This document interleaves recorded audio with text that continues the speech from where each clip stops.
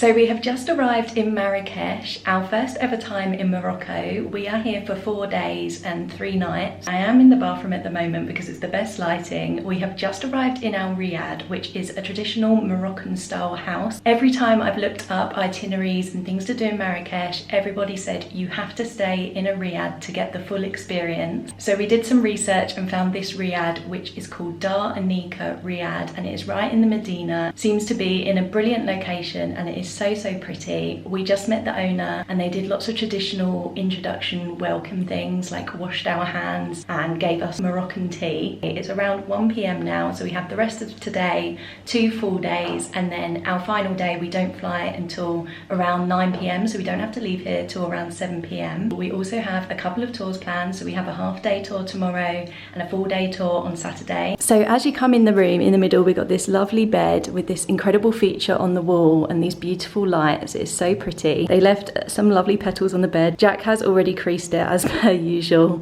You can see we've already dumped our stuff, so we kind of ruined the vibe. Over here we have a table. They've left us a lovely fruit platter.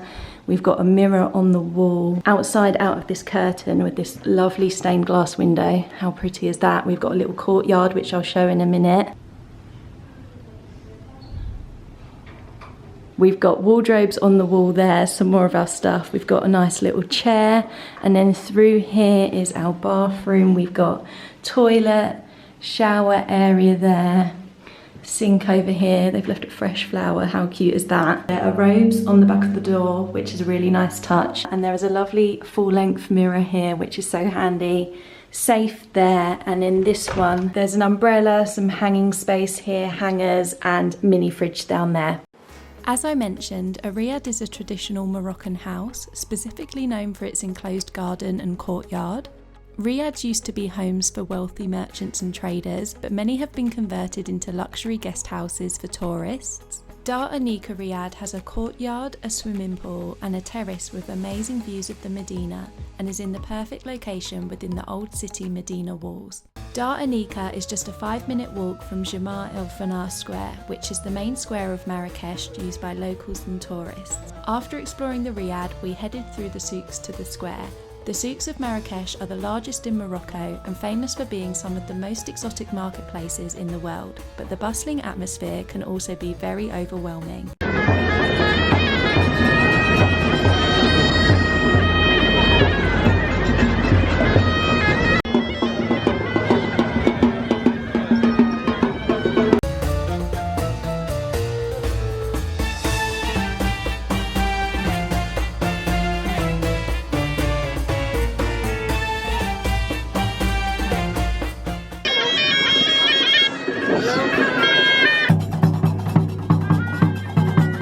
The only way I can describe this is pure chaos. I'm overwhelmed, like when we were in Bangkok, like overstimulated. It sounds quiet right now because we've walked away from it, but it's chaotic.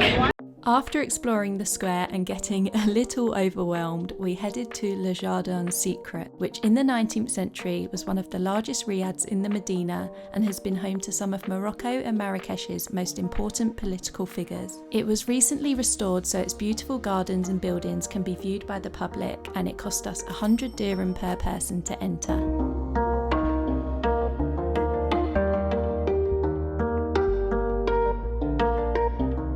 Upon recommendation from a friend, we headed to Dardar Rooftop for lunch, which had incredible views over the Medina. The food was amazing, but worth noting that the menu is in French and we did rely mostly on Google Translate and photos. We got very lucky and there was a free table, however they were fully booked for the evening, so definitely make a reservation in advance if you want to watch the sunset.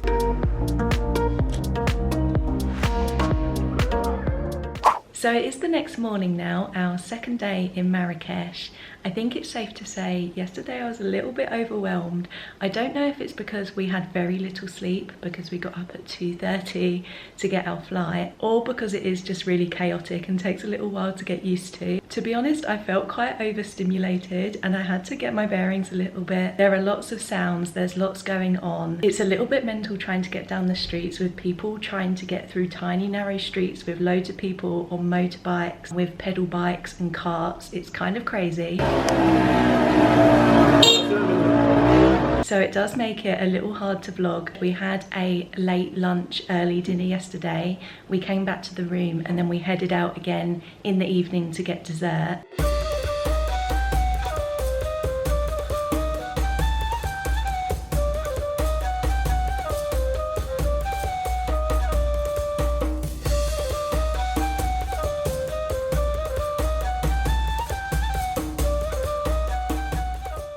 Had a little bit of a crazy experience in the main square. Basically, a lady came up to me asking if I wanted henna on my arm and I said no. And then she carried on and I said no, I'm allergic. Then later on, we walked back past her again, probably like 15-20 minutes later. She asked me again and then she recognized me and she was like, oh, I like you. I was like, no, I'm allergic. Turn it around, she grabbed my arm and started putting henna on my arm and saying, no, it's natural, you're not allergic, it's fine. You can't see it now because I've got a very red raw arm. It's not coming up on camera. You can kind of see a little bit left on my finger. I've scrubbed it all off. I was so worried. We basically came straight back to the Riad and I tried to scrub it off. I went to the reception and they were lovely and gave me like an exfoliating glove from their spa and some black soap. So I've got the main part of it off, but I was very stressed because, you know, sometimes you hear horror stories about henna and it going into your system and making you ill or being poisonous. So yeah, I scrubbed it off. The person at the hotel said it's fine, it's just henna, it's not poisonous or anything. But that really worried me. Also, we said to her, we're not paying for this. Like, she grabbed my arm and put it on. I was trying to get away. And then at the end, we were like, we're not paying for this. We basically said we have no cash. We can't give her anything. She was like, no, come back tomorrow. And I think her plan was, it was quite obvious on my arm. She would spot me out and ask for money. But I've got a stained finger. That bit's quite hard to get off because it's like on my bone. But yeah, a little bit of a crazy evening. We have breakfast included in our stay at Al Riyadh, so we're going to head for breakfast in a minute, and then we've got until around 2 o'clock this afternoon until we're picked up for our half-day tour. So this morning I think we're going to go to one of the palaces, and then this afternoon we have our Agafay Desert tour. So it starts at 2:30 and then goes on to around 10:30 tonight.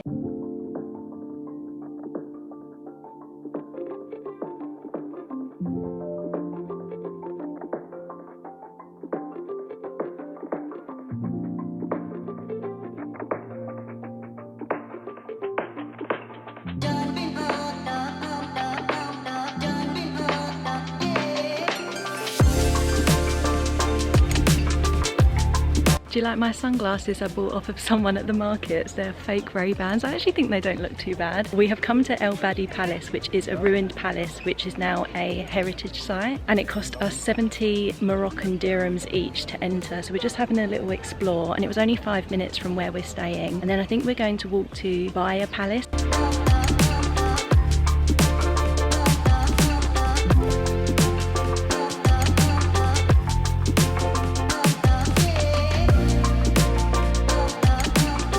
We have a couple of hours left until we need to be back by our Riyadh to get picked up for our tour later on. Just having a little explore of everywhere we can today, and as I said on our last day, we also have a completely free day to go and look at some of the palaces and some of the key sites. Bahia Palace was just a 10-minute walk from El Badi Palace and also cost us 70 dirham each to enter. The name Bahia in Arabic means brilliance, and it was intended to be the greatest palace of its time in the 19th century, with incredible gardens, courtyards and rooms filled with intricate details and vibrant colours.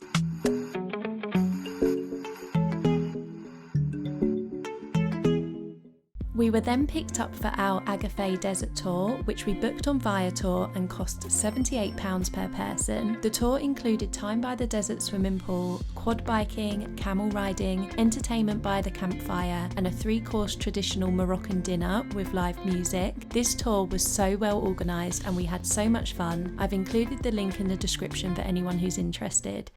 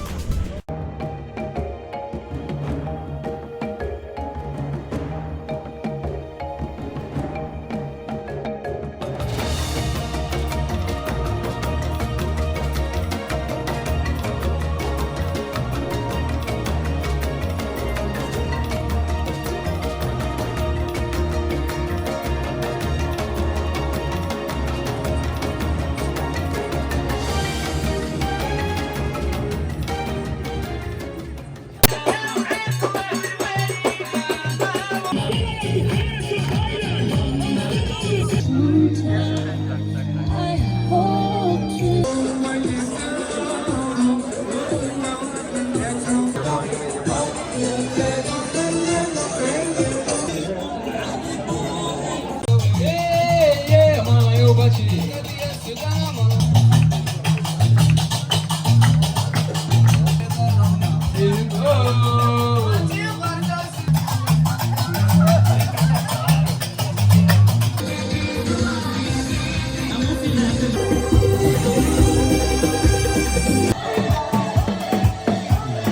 next day we had our full day Atlas Mountains and 5 Valleys tour. Again we booked this through Viator and it cost £106 each.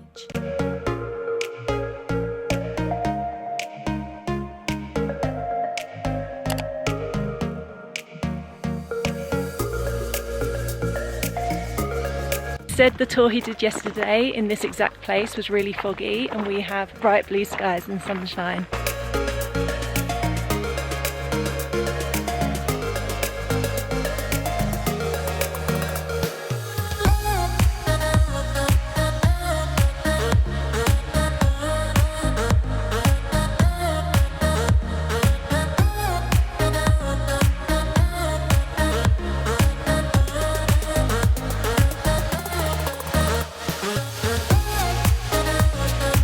So far we are really loving this tour. Again we booked it through Viator and I'll leave a link in the description. It's a private Atlas Mountains and 5 Valleys tour, but it's super flexible because it's just the two of us and we can choose what we want to see and where we want to go. We've just come on a little hike up the mountains, just the two of us. He has driven us up most of the mountains, but he's just stopped a little bit down there and he's going to meet us in a minute.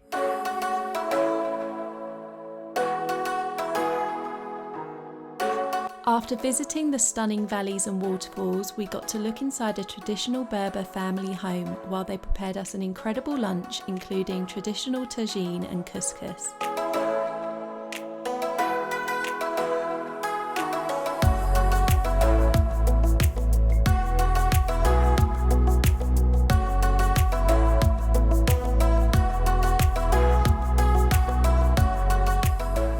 It is now our final day in Marrakesh. We need to check out in a minute. It is 11:15 at the moment. The last couple of days we've had breakfast here, but I think we're going to head to somewhere called Mandala Society for breakfast. We don't get picked up to go to the airport until around 7 p.m. this evening. So I think today we're going to head to Jardin Majorelle. Sorry if I'm pronouncing that wrong, but it's like some really pretty gardens. Then I also want to head back to the main square again, the Jemaa el-Fnaa square. Hopefully don't bump into the henna lady so she doesn't charge us for that. It's not on my arm anymore, so hopefully she doesn't notice. And then yeah, we'll see where the rest of today takes us. We don't fly till 9 p.m. ish this evening.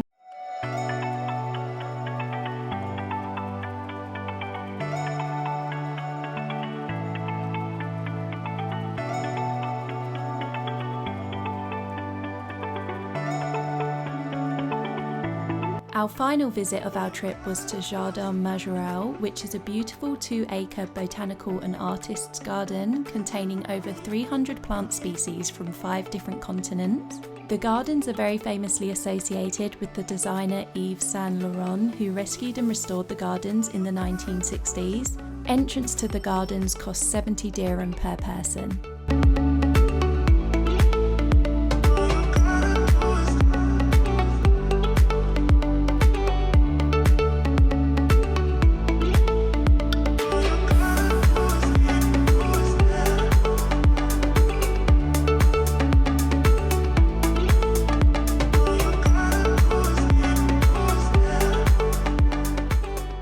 So that is the end of the Marrakesh vlog. We're actually being picked up in about 20 minutes to go to the airport. I'm actually sitting on the rooftop of our Riad right now, and I don't know if you can see behind me, can't really see, but the sun has just set and it was so beautiful. Before I close it off, I thought I'd cover a couple of tips and tricks of things we've learned while we've been here. Number one, and something I wasn't really expecting, but most places take cards, so don't worry too much about having too much cash. You can't get Moroccan dirhams out in the UK, but you can get them once you're here. So we got them at the airport once we landed, but we also got some more money out in an ATM, and we've seen ATMs pretty much everywhere we've been. Something the owner of our Riad mentioned when we got here, no one really pays attention to zebra crossings. No one will stop at them. No cars, no bikes, no scooters will stop at them. It's not like in the UK where they have to stop at the zebra crossing, so just be careful when you're crossing the road. Another thing, getting taxis. A lot of the taxi drivers take the mick a little bit and don't use the meter and just give you a price or up their price because they know you're a tourist. We looked a little bit into this before, and the best thing to do is before you get in a taxi, ask if they have a meter.